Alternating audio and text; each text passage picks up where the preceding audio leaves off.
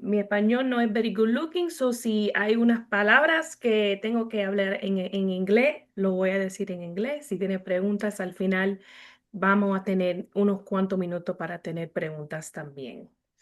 Entonces, como Luis dijo, yo soy abogada de Lavender Greenberg. Yo solamente practica en las leyes de testamentos, fideicomisos, probates, que se llaman sucesiones, y tutela, que es guardianship.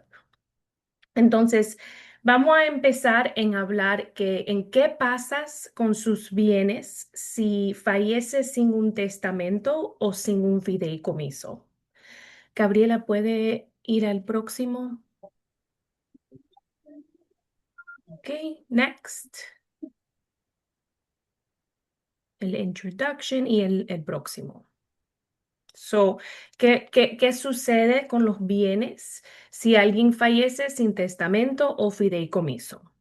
Next.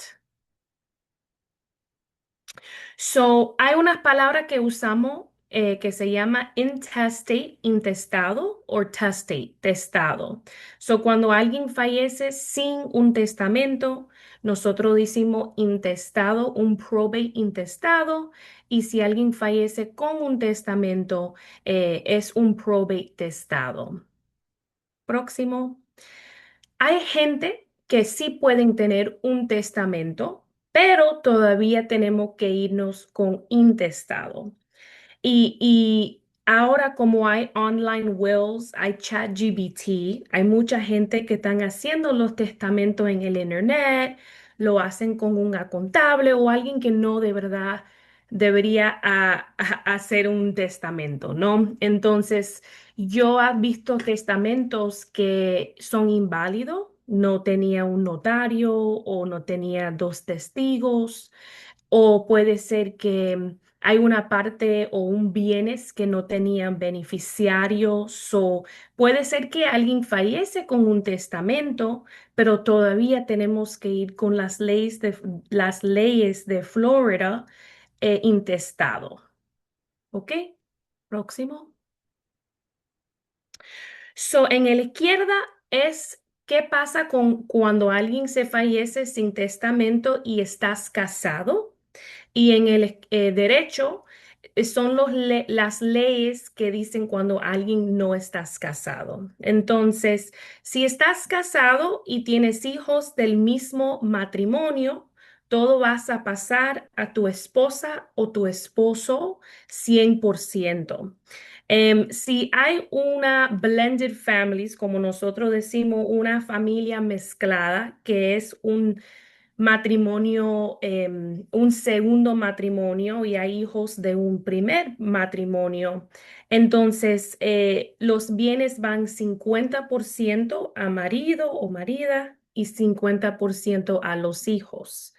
Hay gente que me dicen, estamos casados 40 años, tenemos solamente hijos de nosotros y no están en acuerdo de dejar todo a su esposo o tu esposa. Y me dicen, no, porque si me muero, él puede encontrar a alguien en el gimnasio o puede casarse con una señora de Publix. Entonces, yo quiero asegurar que mis hijos reciben la herencia. So, puede cambiar esto cuando tú haces un testamento. Estos son únicos las leyes cuando una persona fallece sin testamento. Y en el derecho, el shares of other heirs, es decir, cuando alguien se fallece, no está casado y tiene hijos o no tienen hijos, van a sus padres si no tienen padres. Entonces, hay como una fórmula en las leyes que dicen a dónde van sus bienes si no tiene testamento. Y hay muchos casos ahora que hay 15, 20 beneficiarios que están recibiendo dinero de una persona que no ni conocí, ni sabían, ni, oh sí, mi tío fulano, pero no habló con él y ahora están recibiendo millones de dólares. No es frecuente, pero sí pasa. All right, next. So, la gente piensa, ok, Melissa, voy a hacer un testamento, así que yo evito el proceso de sucesión, ¿verdad? No tengo que ir al corte. Si yo tengo un testamento, no tengo que hacer un probate. Y la verdad es falso. Próximo. Porque el testamento sí dice con quién o a quién tú quieres que tus activos están como beneficiarios. Y sí, no tenemos que ir a las leyes para decir a dónde vas los activos. Pero con un testamento todavía te tienes que ir al corte, tienes que abrir un caso que se llama probate y tienes que pagar a un abogado como yo mucho de dinero para pasar o transferir los títulos de los bienes a la gente que tú nombraste en el testamento. So, un testamento es bueno en tener, pero no es el mejor, que es un fideicomiso, que se llama trust en inglés, y eso vamos a hablar sobre trust después. Next. So, ¿qué es la sucesión y how does it affect real estate? ¿Qué pasa con real estate, con bienes inmuebles cuando estamos en un probate? Primero es un proceso, como hablamos, de entrar al corte, depositar un certificado de función, el testamento, si hay un testamento, y entonces nombrar todos los bienes que tenía esa persona. Número uno es público, cualquier persona puede entrar en el internet, mirar el caso, saber de todos los bienes y saber de todos los beneficiarios también, los correos electrónicos, las direcciones, todo es público. Y después, normalmente en Miami-Dade, como hay mucho fraud, los jueces quieren que todos los bienes están frisados. Si tienes una cuenta de banco, tenemos que depositar todo dinero que tú tienes en una cuenta restringida. Y afecta a los real estate, las propiedades, porque hay hipotecas, hay, eh, hay impuestos. Siempre tenemos que pagar biles para la casa, ¿no? Utilities, agua.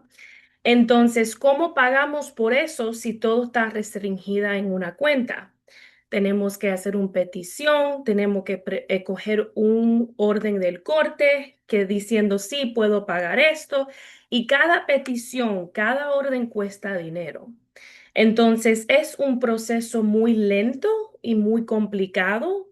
Y cuando llegan a un punto en un probate que a veces hay foreclosures porque no podían coger dinero efectivo rápido para pagar hipotecas. Eso puede ser muy complicado. Next. Entonces, propiedades que están aparte, son part of the probates, son bienes que no tienen beneficiarios o no son junto con otra gente. Si yo tengo una cuenta con mi hijo lo va a recibir automáticamente si algo me pasa a mí. Pero si tengo una cuenta de banco, no tengo beneficiario nombrado, no tengo un joint owner, entonces esa cuenta va a ser parte del probate process. También segura de vida, si no tiene beneficiario, puede ser parte. Y real estate, tu casa, propiedades, propiedades de inversión, todo eso que son en su nombre, vas a pasar por probate. Next. Como hablamos, el probate con propiedades es muy difícil porque siempre tenemos que continuar pagar algo. Si no tiene hipoteca, puede ser impuestos. Si no son impuestos, es seguro. Si estamos en hurricane season y tenemos que coger seguro rápido, es difícil a encontrar ese dinero o pedir el corte a usar el dinero. Em, para pagar esos biles, todo eso rápido. So es demoras, es público, es difícil. Y cuando llegamos al punto que ya podemos transferir el título, como dijo, puede ser que ya la casa está en foreclosure y ahora tenemos que pagar más fees de abogado para quitar ese caso. Next. So, same. Lento, costoso, pública. Probate es difícil y es costoso. So, mucha gente debe tener un fideicomiso o un testamento. Next. So, las ventajas de utilizar un LLC. So, eso es importante para gente que tienen muchas propiedades de inversión. O una casa, su homestead, la casa que tú estás viviendo. Next. So, puede comprar una propiedad en diferentes nombres. Primero, su nombre individual. So, Melissa está comprando una casa abajo del nombre de Melissa. Lo puede comprar abajo de un nombre de un fideicomiso, un trust, si usted tiene estate plan. Y también abajo del nombre de un LLC. Next. Cuando tú compras una casa abajo del nombre de LLC, se llama liability, es un limited liability corporation. ¿Qué significa eso? Es decir, que si algo pasa, tiene un visitante o alguien se cae o hay una demanda de una amiga que vino y explotó un water heater. Algo pasó en la casa, entonces ahora quieren hacer una demanda. Cuando hacen esa demanda, el peor día o el peor que tú puedes perder es la casa, solo que estás en el LLC. Si vamos a decir, la casa tiene un valor de $500,000 y la demanda es por millón, entonces no pueden coger más de los $500,000, el valor de la casa, y tratar de coger de los cuentas de banco personal o otro negocio que tienes. Es importante saber eso para tener diferentes LLCs para diferentes propiedades. Cada casa que tú compras de inversión o cualquiera que está alquilado, ¿verdad? Tienes que ponerlo en diferentes LLCs, porque si pones dos casas en uno y hay una demanda, puedes llevar los dos. So, next. So, cuando gente viene a hacer una consulta y me dicen, Meli, yo tengo tres casas que yo estoy rentando y yo quiero ponerlo en un LLC. Mi primer pregunta es, ¿cuándo tú lo compraste? Si compré la casa en 2003, puede ser que no vale la pena a transferir el título de la casa a un LLC porque van a hacer que se llama un reassessment con el property appraiser. So Miami-Dade cada año pone un valor en el propiedad. So cuando tú lo compraste en 2003, tenía un diferente valor. Si tú lo cambias ahora y pones en un LLC, van a hacer un reevaluation y poner el valor de la casa ahora y tú vas a pagar mucho más impuestos. Entonces, si me dices, no, hace 2 años que lo compré, puede ser que vale la pena ponerlo en un LLC porque la diferencia en impuestos no puede ser menos de $500. So, depende. Próxima. So, ahora para hablar sobre un que se llama un fideicomiso, es un trust. También hay otra manera de transferir título de una casa que se llama un Lady Bird Deed. Un Lady Bird Deed es diferente de un fideicomiso, pero los dos puede utilizar para cambiar título de una casa cuando te fallece sin ir al corte, sin hacer un probate y todo ese proceso.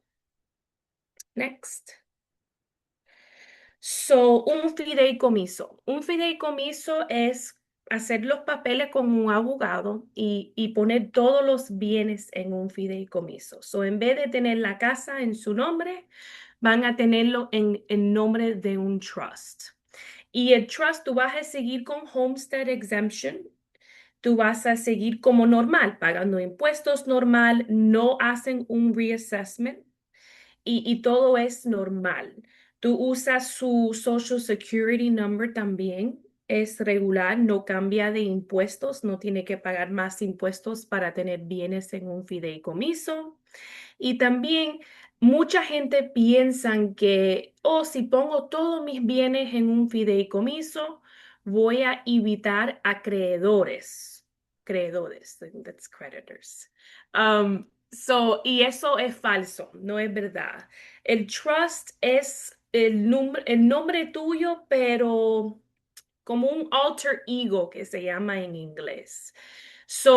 No evita acreedores, pero sí evita el proceso de probate. ¿Ok? Próximo. La diferencia de un Lady Bird Deed y un Revocable Trust. Lady Bird Deed es cambiando el título de la casa ahora y quedando con un life estate, que tú puedes vivir en la casa, puedes coger otro hipoteca, puedes venderlo, lo que tú quieras. Tú eres dueño de la casa, pero en el título vas a decir, si algo me pasa a mí, esta persona es el remainderman.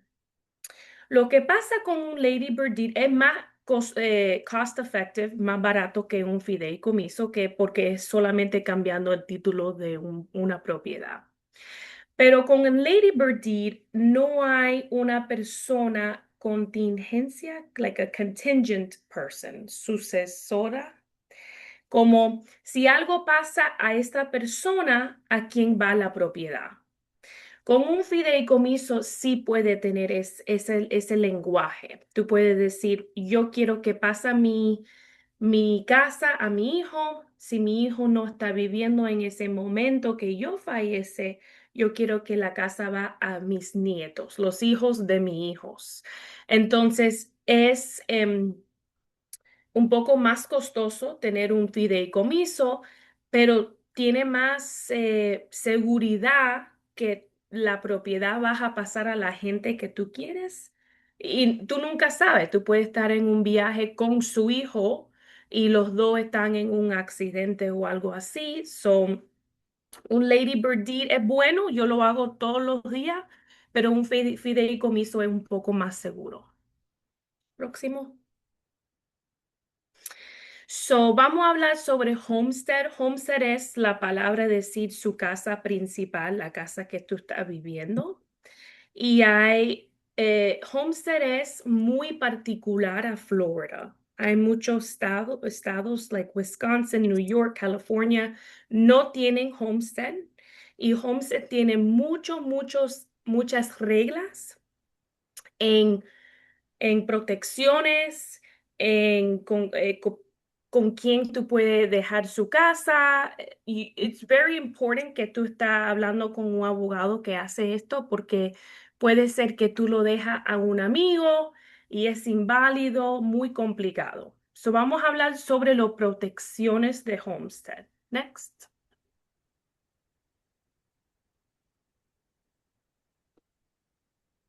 Ok.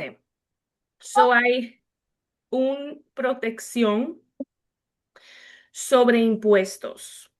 Cada año el Property Appraiser Office poner un, solamente puede poner un valor en su propiedad 3% más que el año anterior. Si tú lo compraste en 100,000, el máximo que pueden poner en el valor de su casa el año que viene es 103,000 dólares. Y eso es, especially with COVID, fue buenísimo porque tú no estás pagando impuestos cada año que hacen un reassessment. Si tú compraste una casa en 2005, puede ser que tú estás pagando impuestos de 5,000 de una casa que tiene valor que debería pagar $15,000 en impuestos. So, eso es uno de los protections que tenemos aquí en Florida. También el segundo es protecciones de acreedores. So, próximo. Solamente hay tres acreedores que pueden hacer como un lien o mandar que tiene que vender la casa. Uno es la hipoteca siempre, porque cuando tú firmas un documento, tú estás diciendo, oh, si no pago este hipoteca, entonces tú puedes llevar la casa. Eso es la primera. El segundo es el IRS. Siempre si tienes impuestos, no lo pagaste, pueden hacer un gravamen. Yo creo que gravamen lien en la casa. El tercero es gente que hacen remodel, con construcción. Si cambiaste el techo, si están haciendo ventanas nuevos, esa gente que están haciendo remodeling la casa pueden hacer un gravamen en la casa también. Son tres nada más. So, es importante saber cuando alguien fallece y tiene un homestead y tienen $50,000 en tarjeta de crédito, un credit card de Chase. El credit card, el acreedor Chase, no puedes hacer un lien, un gravamen en esa propiedad y la gente que recibe en la casa va a ser también protegido. Si es un esposa, esposo o hijos, entonces también vas a tener esa protección. Next. También es muy importante hablar con alguien que sabes de homestead porque hay muchas restricciones en quién puede dejar su propiedad. Número uno, si tienes hijos menores, no puedes dejar la casa a un amigo, a un tío. Y si hace un testamento, es inválido. Si estás casado, la única persona que puede dejar su homestead es su esposo o su esposa. Si tú quieres dejarlo a un hijo, a un primo, a una hermana, tiene que tener el consentimiento de tu pareja.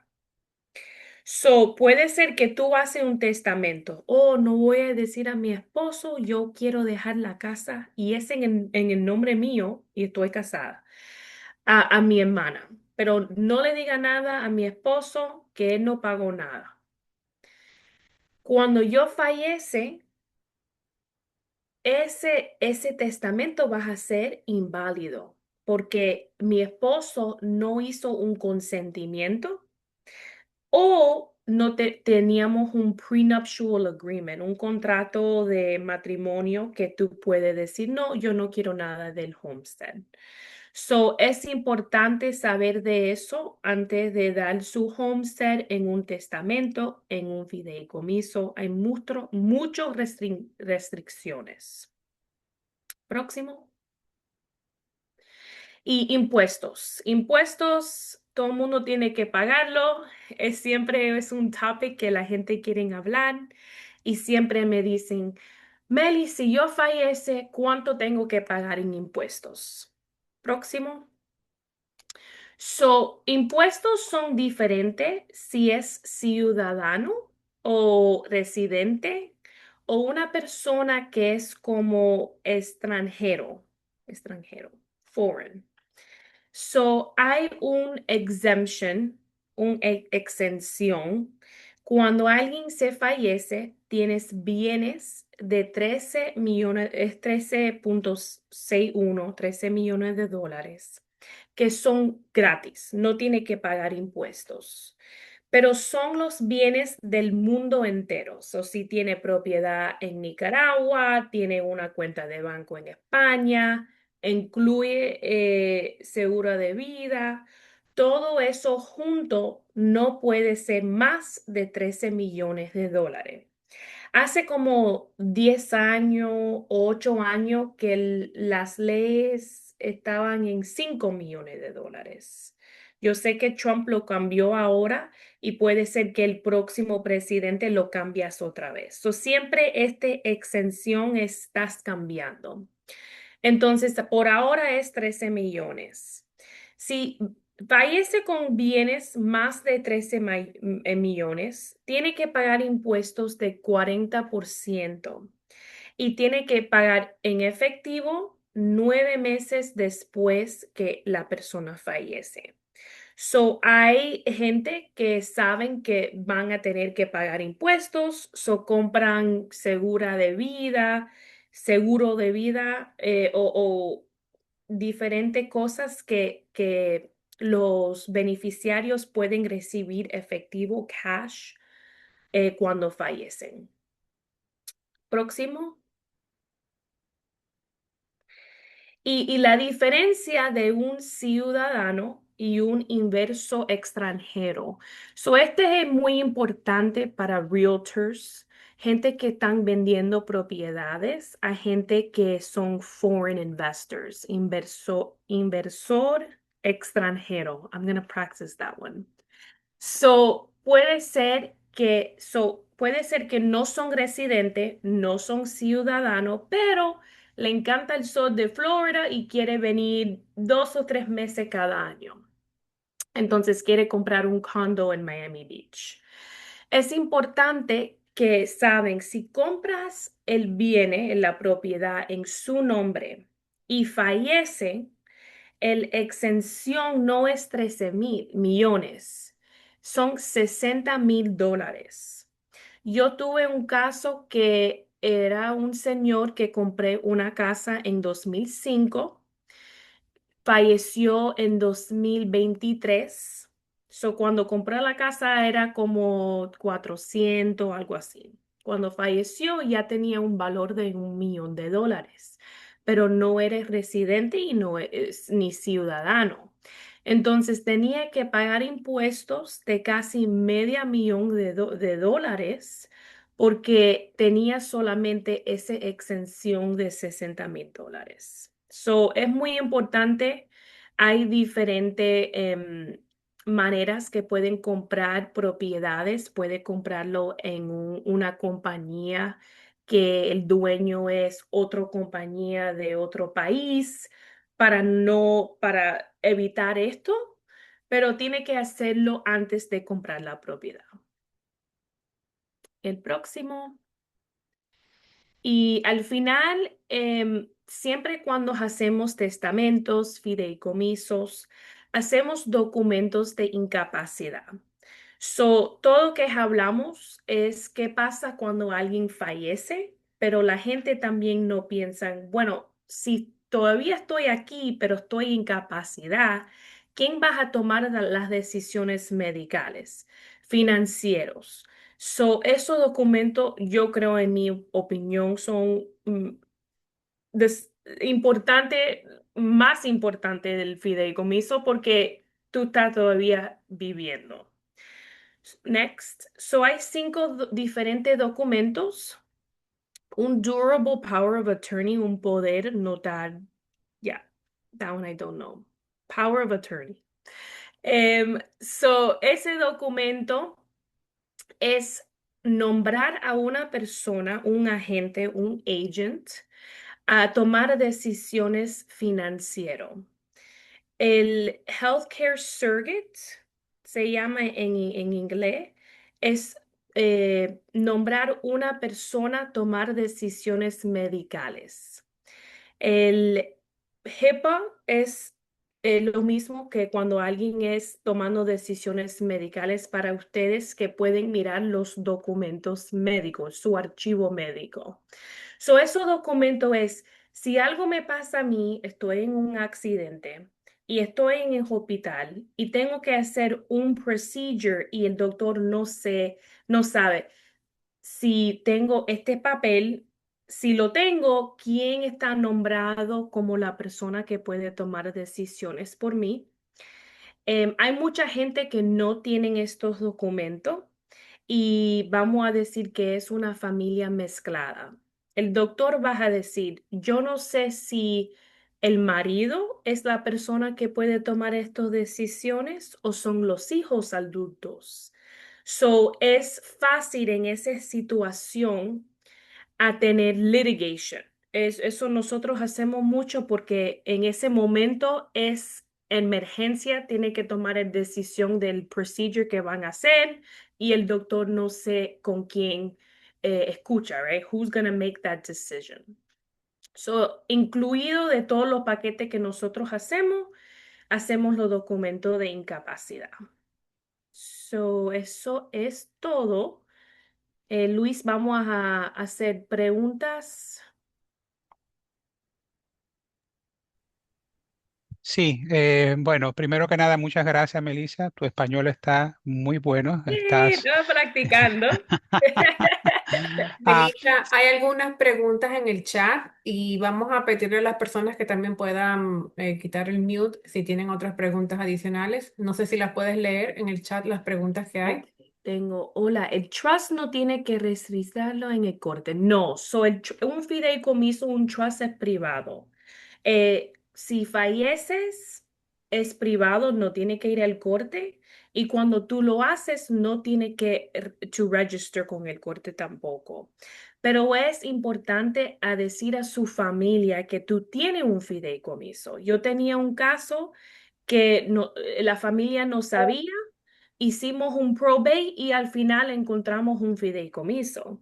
So yo siempre dice, hace copias de sus documentos, no tiene que dar no tiene que dar todas las páginas, solamente puede ser el primer página a decir, mira, yo tengo un testamento a su familia para que saben que tú tienes ese documento. Ujú. ¿Cuánto tiempo tarda preparar un trust? So, normalmente el trust puede ser como en un mes. Hacemos varias reuniones. So, primero hacemos una consulta, 30 minutos que son gratis. Y después hacemos un design meeting. El design meeting es hablar sobre cómo vamos a hacer el fideicomiso. ¿Quién va a ser el fideicomisario? ¿Quién van a ser los beneficiarios? Entonces, después de ese design meeting, puede ser dos semanas que nosotros hacemos todos los documentos y hacemos un trust review. So, sentamos contigo en el Zoom, miramos todos los documentos que nosotros hicimos y confirmamos que son lo que ustedes dicen. Y después hacemos el final reunión, que es firmar todos los documentos juntos. So, puede ser un mes, 2 meses que terminamos todo. Y normalmente un paquete de trust que viene es el fideicomiso, los documentos de incapacidad. Puede ser un range. Normalmente son 3.950 hasta 5.000, 6.000. Es un range. Depende en cuántos bienes tiene, si tenemos que cambiar el título de varias propiedades. Eso depende, pero normalmente empieza en el range de 4.000. And then to understand, there are two wills. One is I can leave my house to my son if I pass, but if we both pass together, who does the house go to? So, normalmente cuando hacemos testamentos y fideicomisos, we always, siempre hacemos un contingent plan.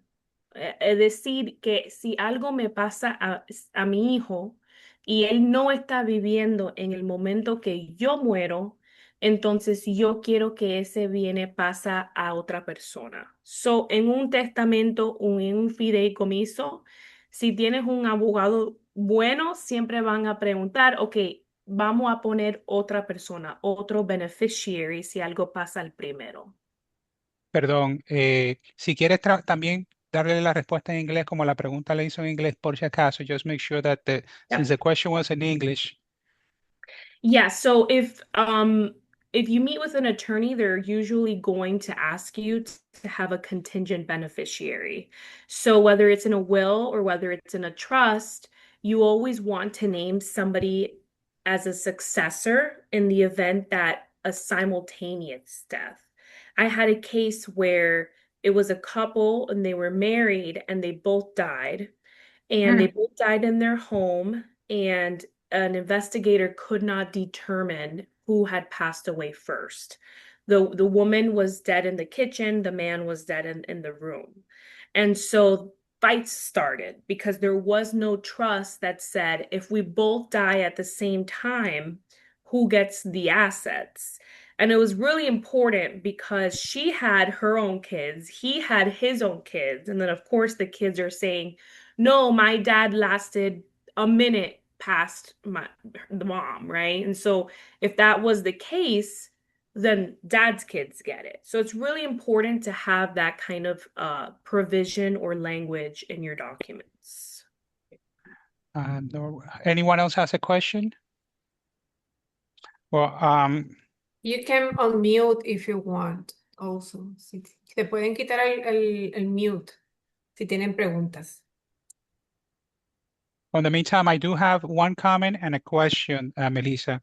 The comment is when you were mentioning the fact that when they freeze the accounts, you're not able to pay your house expenses. And one of the things that I think is very important is that most of these houses here in South Florida are in an HOA, and you need to pay that HOA monthly because not only are you getting behind, but the HOA itself can put your house in foreclosure Right. Yes, before they your will. bank. So that's one of the, Yes, the they will. Oh, sorry.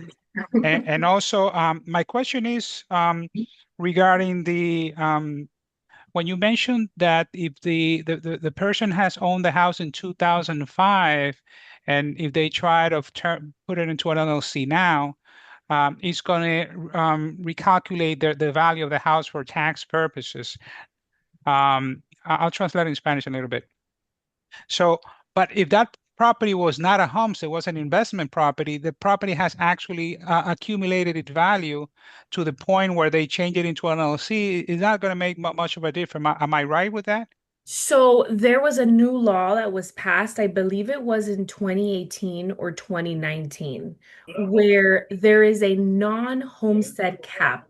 So igual como the homestead that you can only go up 3%, with a non-homestead property, you can only go up 10%. So at least for the past 6 years, your property has only gone up 10% in value. So for sure, if it was bought before 2019, you want to evaluate whether putting it into an LLC is worth it. Y también, if you decide, you know what, it's not worth it, I bought it such a long time ago, we always recommend like an umbrella policy. So an extra insurance in the event that now we know you can't put it in an LLC, it's in your personal name, which can expose you to a little bit more of a risk. So you'll want to get some sort of umbrella policy. Okay. Do you mind if I'm going to ask a question in Spanish because I know a lot of Sure. everyone is, a lot of them speak Spanish. So, la pregunta mía es que eh, en un momento se mencionó el tema de que si la persona tenía la propiedad del 2005, si la va a poner en el LLC hoy, 20 años después, que probablemente no sea muy práctico hacerlo, ya que la propiedad, revaluación va a hacer que suban los impuestos bastante. Entonces, la pregunta mía era si ellos, si la propiedad era una propiedad de inversión, no era un homestead, entonces la apreciación o la revaluación sí se iba a, a incrementar por ser un non-homestead property, pero entonces ahí fue donde me respondí. Por favor, le puedes responder. El 9 ley dice que de 2019 el evaluation solamente puede subir 10%. So el homestead es 3%, un non-homestead es 10%. So si compraste la casa antes de 2019, puede ser que no vale la pena cambiarlo a un LLC. Ok, Yo tengo perfecto. una pregunta, Melissa. Hablaste del homestead que no se le puede dejar a otra persona que no sea el spouse si no está ya registrado.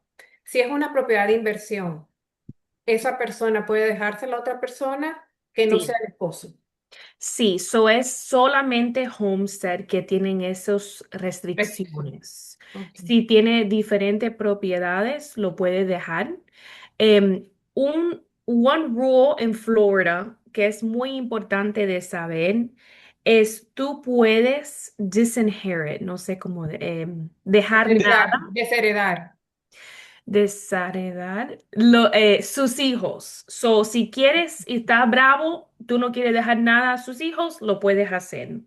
Pero no puedes hacer eso con un marido o una marida, your spouse. No puedes hacer eso.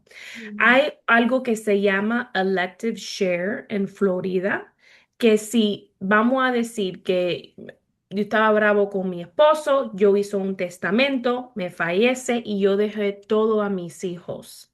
Mi esposo tiene el derecho, si nosotros no hicimos un prenuptial agreement, él tiene derecho a coger 30% de todos mis bienes.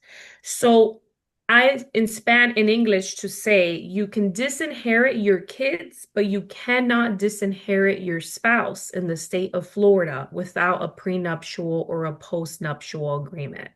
And that's really important because it happens all the time.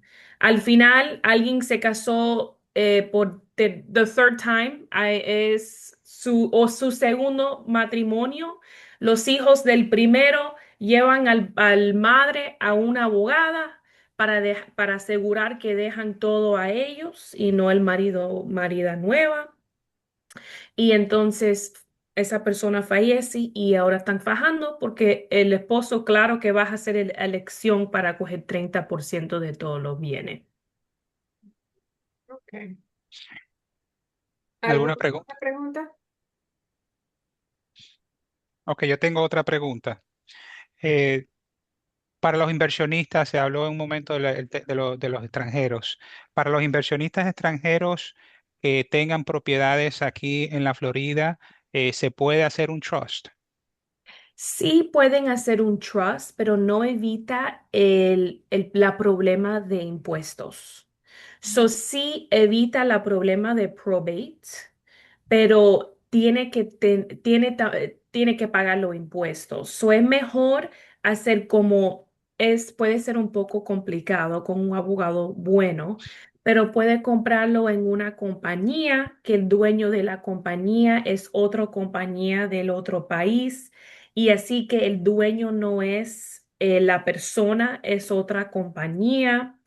Eso puede sí evitar los impuestos, pero cualquier persona puede hacer un trust aquí y poner los bienes que tienen aquí adentro del trust. Ok. Excelente. Bueno, pues creo que no hay más preguntas o sí. Sí, yo tengo otra pregunta. Soy Dijo. preguntón hoy, Melissa, perdón. Ah, mencionamos las propiedades, si tienes inversiones, ponerlas en LLC individualmente. Yep.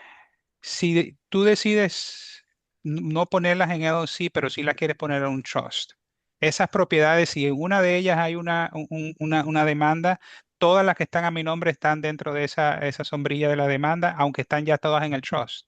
Sí, so el trust también es otro concepción, a concept que mucha gente piensa que si yo pongo todos mis bienes en un trust, yo puedo evitar acreedores y no es de verdad. So si hacemos la decisión que no vamos a poner esa propiedad en un LLC y vamos a ponerlo en el trust, tiene que ponerlo en el trust porque no quiere ir al probate. Ujú. Entonces coge ese umbrella policy, porque si algo pasa, hay una demanda, viene ese umbrella policy para pagar la demanda. Y espero que el umbrella policy puede ser 1 millón, 2 millones, y puede pagar la demanda. Es importante saber también cuando está alquilando una propiedad. No es solamente los tenants, la persona que están pagando la renta, que pueden hacer demanda. Pueden hacer visitantes, so pueden tener un amigo que cayó. So it's like The liability de alquilar una propiedad, it extends to more people than you think. Excelente. ¿Preguntas? Any questions? Sí, bueno, Melissa, te puedo hacer una pregunta. Dime. En una propiedad de inversión que uno tiene bajo su nombre personal y la va a pasar bajo un LLC, ¿cómo te afectan los impuestos de la propiedad? ¿Cuál es el beneficio si la tienes a nombre personal o si la tienes a nombre del LLC? ¿Los impuestos suben si la pasas o no? Sí, los impuestos van a subir porque van a hacer un reevaluation. Eso es, tú estás cambiando el dueño de la propiedad, solo van a hacer un reevaluation. Pero es mejor tener propiedades en un LLC porque tienes esos liability protections. Em, si no puedes ponerlo, si no quieres cambiar el nombre o no vale la pena con los impuestos, eso es cuando estamos hablando del umbrella policy para pagar por una demanda if something comes up. Ok, muchas gracias. Una pregunta más. ¿Cuál tiempo tú recomendarías, por ejemplo, los inversionistas que están iniciando compran a nombre personal por el beneficio del financiamiento que es más económico y tiene mejores condiciones? ¿Qué tiempo tú recomiendas que esperen antes de que pasen esa propiedad a un LLC después que ya la han adquirido? Yo siempre digo, compra en el LLC. Haces el LLC primero y compra la casa después con el nombre del LLC. So, no hay un cambio, no tiene que pagar porque tiene que grabar el título. Hay costos con eso, grabarlo. Puede ser que si tiene hipoteca o un préstamo, no puedes cambiar el dueño de la casa. So, si tú lo compras ya en el nombre de LLC, es mucho más simple. Ok, perfecto. ¿Alguna otra pregunta? No, Bueno, ¿alguna ok. pregunta? No. Bueno, muchas gracias, Melissa. Muy educativo. Very educational today's training. Yo tenía muchas preguntas. Gracias por las aclaraciones y espero que todos hayan podido absorber alguna de esta información y aplicarla más adelante. Si algunos de ustedes quieren una consulta con Melissa, vamos a poner la información para que puedan comunicarse con ella y agendar una cita para todo lo que tiene que ver con fideicomisos, trusts and wills. Y sí, claro, por supuesto, si están planeando adquirir nuevas propiedades o quieren hacer algún tipo de inversión o compra de real estate, aquí estamos Emma Pilarte y yo a sus órdenes para poderles también asesorar. Eh, con esto le doy las gracias a todos por venir y participar en este entrenamiento y que pasen muy buenas tardes. Gracias. Muchas gracias.